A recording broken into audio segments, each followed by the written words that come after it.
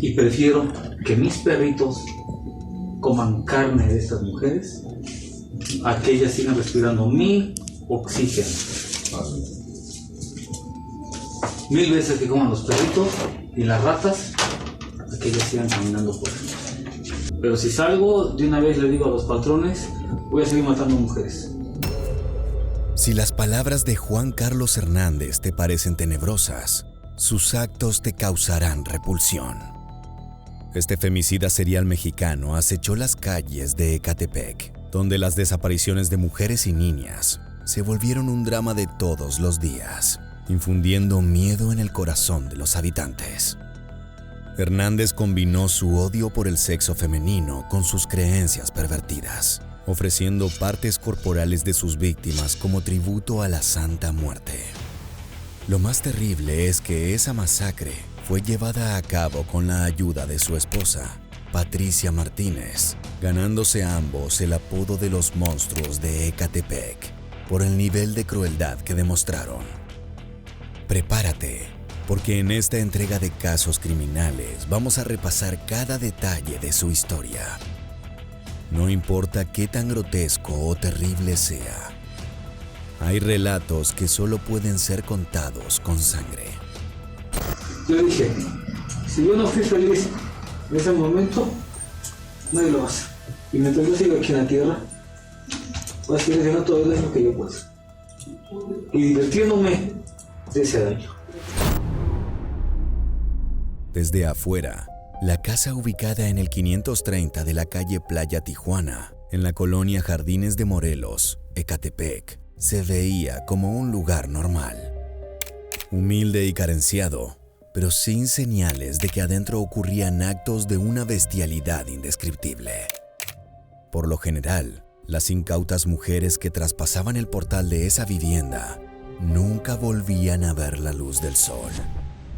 Su destino final estaba compuesto de torturas sádicas, agresiones sexuales de todo tipo y, por último, una muerte dolorosa. El siguiente paso consistía en desmembrar las extremidades de la víctima para reducir a piezas de carne lo que antes era un cuerpo. El toque final era abrir el pecho de un cuchillazo para extraer el corazón empapado de sangre aún caliente. Así se completaba una ofrenda tenebrosa que era entregada a fuerzas sobrenaturales. Los sacerdotes de ese ritual eran un matrimonio del que nadie hubiera sospechado semejante atrocidad. Tanto Juan Carlos Hernández como su esposa Patricia Martínez nacieron en el estado de Michoacán en 1985 y 1980 respectivamente. La infancia de Hernández estuvo marcada por la crianza brindada por su madre, quien trabajaba como prostituta y maltrataba al niño con reprimendas físicas. Desde pequeño, violencia y sexo estuvieron unidos de forma inseparable, sobre todo por experiencias traumáticas vividas con quien lo cuidaba. De joven, de niño, teniendo 10 años, una mujer, mi mamá me encargaba con una mujer para que mamá se pudiera irse de puta. Mi mamá me encargaba todos los días con una mujer. Esa mujer me hacía hacerle cosas que a mí como niño me desagradaban bastante. Los abusos de esa mujer causaron traumas que conformaron a un hombre con un profundo desprecio por el sexo opuesto. No estaba dispuesto a ser sometido jamás, y de ser necesario, usaba la violencia para imponerse con sus parejas. Esa postura la mantuvo durante toda su vida adulta, lo que redujo severamente sus relaciones, al menos hasta que conoció a Patricia Martínez en el año 2008. La mujer provenía de una familia pobre y presentaba un intelecto reducido que se reflejaba en un carácter sumiso que se alineaba perfectamente al espíritu controlador de su pareja. Patricia y Juan Carlos se mudaron juntos a una vecindad de Ecatepec donde tuvieron 4 hijos. Allí subsistían vendiendo ropa y celulares antiguos. En las calles de la vecindad era común ver a la pareja transportando bolsas negras por la calle. Para los habitantes era algo común, pero esa acción ocultaba un secreto monstruoso. Lo que hago está bien, patrón, porque estoy limpiando el mundo nada más de porquería. Yo estoy completamente sano y bien. De a poco, el infame matrimonio comenzó a darle forma a un plan macabro que revelaría sus verdaderos instintos bestiales. En el año 2012, publicaron avisos en búsqueda de una empleada doméstica. Algo extraño teniendo en cuenta que vivían al borde de la indigencia. Sin embargo, respondió al anuncio una joven de 22 años. La muchacha viajó hasta Ecatepec entusiasmada, sin saber que se había convertido en la primera pieza de un rompecabezas horripilante. Al ingresar a la vivienda de la calle Playa Tijuana, se sorprendió al encontrar un hogar casi vacío y en un estado deplorable. Al notar su desconfianza, Patricia Martínez la condujo hacia el baño para ofrecerle agua. En realidad, estaba escoltando la presa hacia el matadero. Al ingresar al tocador, el hombre de la casa entró junto a ellas y sometió con golpes de puño a su víctima. Sobre el piso, Juan Carlos Hernández violó a la supuesta empleada doméstica. Los gritos de dolor y miedo retumbaron hasta la calle, pero nadie los escuchó para poder rescatar a la joven de las garras del matrimonio. Finalmente, luego de un tormento de casi una hora, el hombre tomó un cuchillo oxidado y degolló a la mujer letalmente. El baño quedó cubierto de un charco rojo, donde se reflejaban los rostros extasiados de la pareja. Pero lo peor estaba por venir. Una vez cometido el asesinato, Hernández procedió a descuartizar los restos de a poco, cortando piernas, brazos y cabeza. Su objetivo no era simplemente deshacerse de las pruebas. Tenía algo más enfermizo en mente. El femicida separó la carne de los huesos hasta tener una considerable montaña de proteína humana. Era una imagen de pesadilla. Sin embargo, sin ningún tipo de remordimiento, su esposa se encargó de cocinarla para hacer tacos y otros platillos vomitivos. Cuando la cena estuvo lista, el matrimonio se alimentó con los restos de la mujer que acababan de masacrar. La transformación monstruosa se había completado. El dúo por fin había revelado su verdadera naturaleza. Luego de ese primer derramamiento de sangre, la pareja sentía una necesidad incontenible de volver a matar. Desde entonces, perpetuaron una colaboración mortal que se cobró la vida de decenas de personas. La cantidad exacta no ha podido ser corroborada por completo, ya que el matrimonio se tomó el infame trabajo de desaparecer, vender o consumir con sus propios dientes los restos descuartizados de cada una de sus víctimas. Le ordenaba a su esposa que ocultara o que llevara a sus hijos a alguna otra recámara para que no pudieran ver. Y obviamente prohibirles la apertura de un refrigerador en específico, que es donde encontramos varios de los cuerpos. Para su siguiente ataque, los psicópatas posaron sus ojos predatorios sobre una vecina de 15 años cuya identidad se ha mantenido anónima. Ella tenía una adicción a diversas drogas, por lo que el matrimonio aprovechó esa situación para ofrecerle dosis de cocaína y otras pastillas a cambio de su compañía. La adolescente aceptó, ignorante que en esa casa de la calle Playa Tijuana le esperaban las crueles manos de un femicida totalmente entregado a sus impulsos misóginos. El proceso fue idéntico.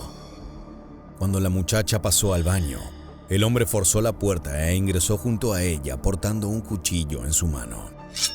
Apuntando con el filo de ese puñal, la obligó a desnudarse a pesar de los llantos y las súplicas. En la habitación contigua, sus 4 hijos jugaban con su madre, quien los entretenía mientras su esposo cometía los actos más infames. La adolescente accedió, imaginando que si obedecía podría recuperar la libertad. Inicialmente, Juan Carlos Hernández trató de violar, pero en un rapto de locura, optó por apuñalarla brutalmente hasta que sus brazos quedaron exhaustos. El cuerpo quedó destruido, emanando sangre desde diversas heridas. Ya asesinada la presa, era momento de seguir con la faena y cocción de esa carne, un ritual enfermizo que el matrimonio adoptó como tradición cotidiana. Si bien las desapariciones de mujeres y niñas aumentaron de forma estrepitosa en Ecatepec entre los años 2012 y 2018, lo cierto es que nadie sospechaba de la pareja. Eran vistos como humildes trabajadores, lo que les permitía manipular a sus vecinos e incluso regodearse en el dolor ajeno de formas tan enfermizas como rebuscadas. Es que el cinismo de ellos llegaba a grados en el que incluso el propio Juan Carlos fue testigo en las desapariciones de algunas personas. Al momento de presentar la denuncia, acudió con la familia como testigo a presentar esta denuncia, siendo él la persona que la había matado, que él sabía perfectamente qué había pasado. Incluso él fue y los acompañó como testigos a la propia fiscalía, a los familiares de una de sus víctimas. En cuanto a su modus operandi, los caníbales de Ecatepec eran tan austeros como letales. Al ser una pareja con 4 hijos, generaban cierta confianza en sus víctimas. Por lo general, era Patricia quien entablaba el diálogo. Sus limitaciones mentales eran un aliciente para que mujeres jóvenes aceptaran propuestas laborales que las llevaban hasta el matadero de la calle Playa Tijuana. Una vez dentro, la madre cuidaba de los pequeños mientras el padre violaba, torturaba y degollaba a esas mujeres. El cierre siempre era el mismo. El clan consumía la carne como última humillación a las personas que asesinaban. Juan Carlos N. refiere haber participado o haber intervenido en 20 eventos, pero de los que da cuenta de manera detallada y específica es de 10 casos cuando menos. Cada uno de esos crímenes fue realizado con el mismo apetito infame por la sangre humana. Lo único que variaba era el método empleado para deshacerse de los últimos restos orgánicos. Si bien la pareja se devoraba parte de esas pruebas, una gran porción tenía que ser descartada. Como señalamos al inicio de este video, era frecuente ver al matrimonio transitando las calles de Ecatepec, trasladando bolsas y tambores de 20 litros. En ocasiones optaban por una estrategia más macabra. Juan Carlos conservaba varios corazones arrancados del pecho de esas desafortunadas mujeres. No eran un simple souvenir, sino un símbolo de su retorcida espiritualidad. Eran ofrendados a la Santa Muerte en un tétrico altar que construyeron en la vivienda. Constaba de una estatuilla negra rodeada de velas rojas e iluminada por luces tenues. Alrededor, manchas oscuras de sangre decoraban el área de culto, dándole un toque horripilante a la escena. El matrimonio esperaba que mediante sus regalos al santo, éste les otorgara inmunidad y los mantuviera lejos de la justicia. El 6 de septiembre de 2018, Patricia Martínez condujo a su vivienda a Nancy Huitrón, de 28 años, y a su pequeña bebé de tan solo 2 meses. La asesina la convenció prometiendo regalarle ropa y juguetes para la infante. Sin embargo, en esa casa no había obsequios, sino una bestia infame esperando saciar su apetito. Juan Carlos Hernández sometió a Huitrón, violando en el living familiar. Una vez completado el feroz ataque sexual y desoyendo las desesperadas súplicas de Nancy, él la tomó del pelo y la arrastró hasta el baño, cerrando la puerta tras de sí. Con un cuchillo le cortó la garganta para anular su voz. El femicida observó con placer la sangre que emanaba, regando el cuerpo de su víctima, apagándola de a poco mientras se asfixiaba en ese líquido rojo. Una vez muerta, cortó a la mujer en trozos pequeños que utilizó para alimentar a sus propios perros. Que coman mis hijos, que coman a otro lado, mejor mis hijos. Que coman mis perros a otro lado, mejor mis perros. En cuanto a la bebé, afortunadamente el sádico menú de estas bestias no incluía a presas tan pequeñas.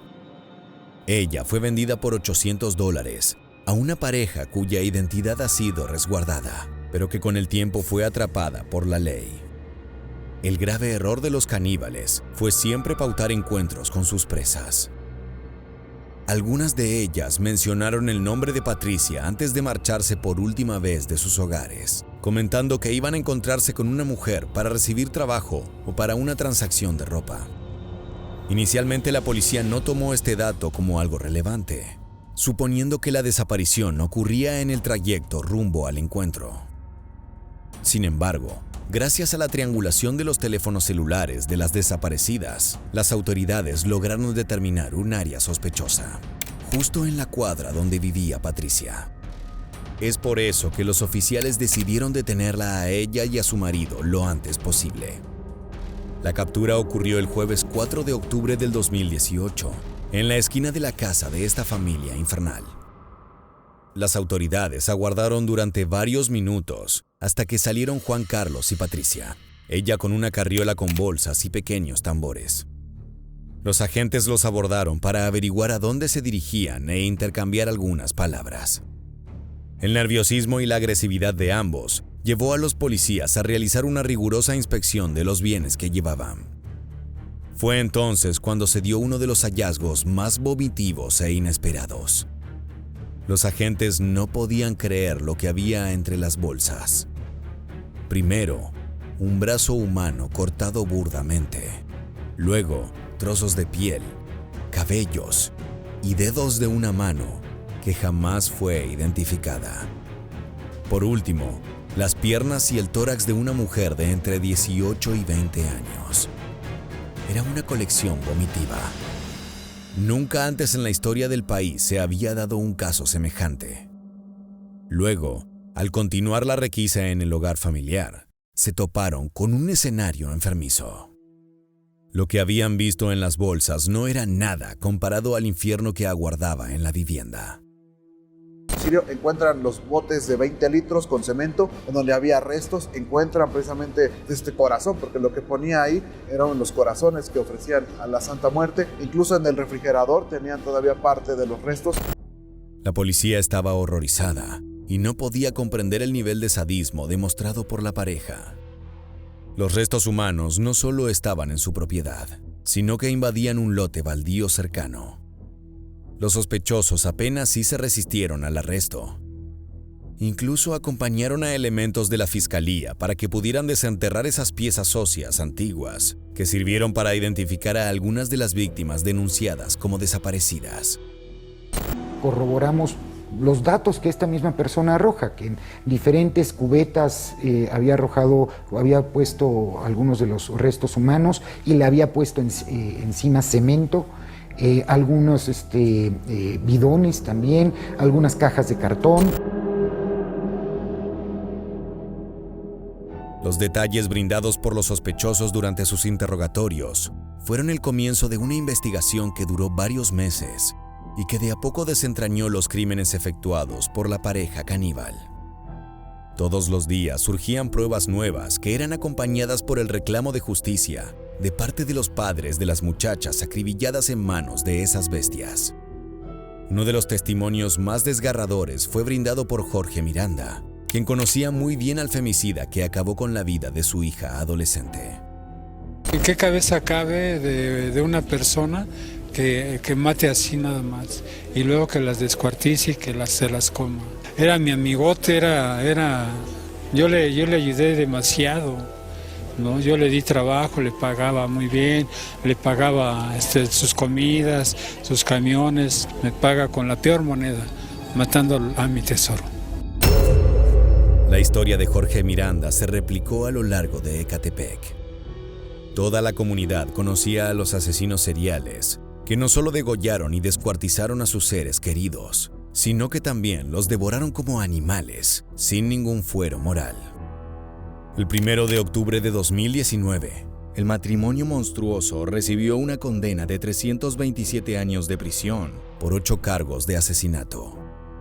Sin embargo, el proceso sigue en pie, ya que muchos de los restos de las presuntas víctimas aún no fueron encontrados o identificados por las autoridades.